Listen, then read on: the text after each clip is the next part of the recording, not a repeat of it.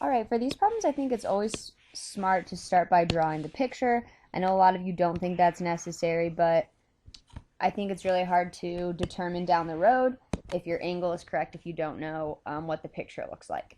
So 32 pennies at an angle of 65 degrees, that would be in the first quadrant. So here is my 65-degree angle and my force of 32 pennies.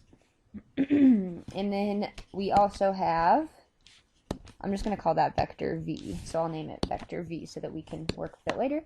And then we have 10 pennies applied at an angle of 165, so that would be the second quadrant. So here's my angle of 165. That means my reference angle would be 15. So I'm going to go ahead and draw that in. 15 degrees for my reference angle. And that was a force of 10 pennies. I'm going to call that vector W. So the first question asks us for the resultant force in terms of I and J. That would mean we need to add V and W together, which means we need to know what V and W are to begin with.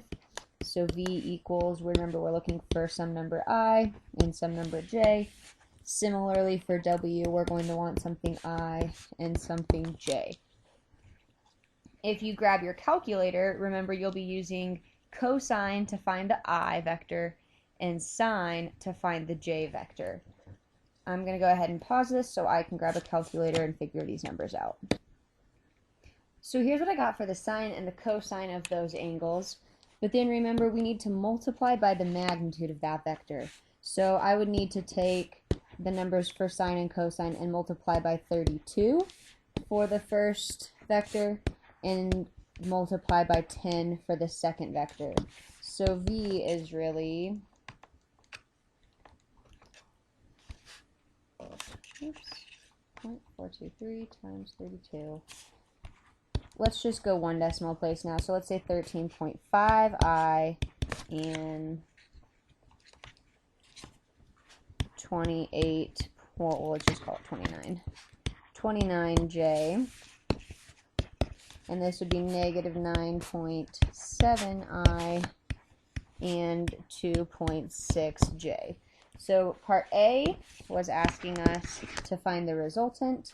So the resultant is where we add these two vectors together. If I add these two, I end up with 3.8I and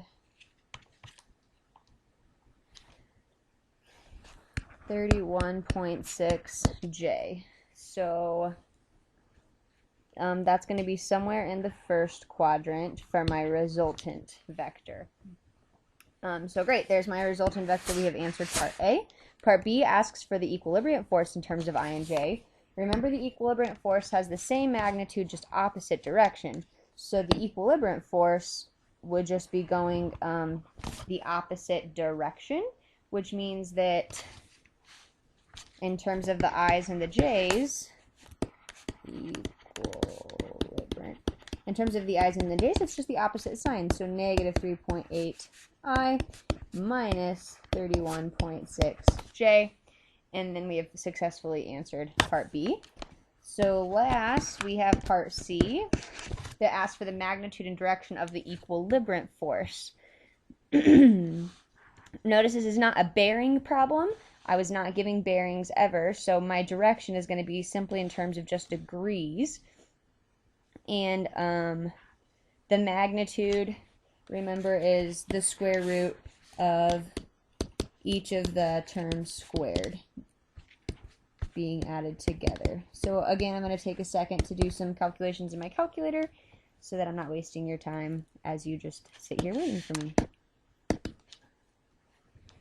Okay, so using my calculator, I successfully found the magnitude to be 31.8. The direction, remember, is simply like the inverse tangent of the y over the x, and the y for us is the j term and the x is the I term. So I just did the inverse tangent of these and got 83.14.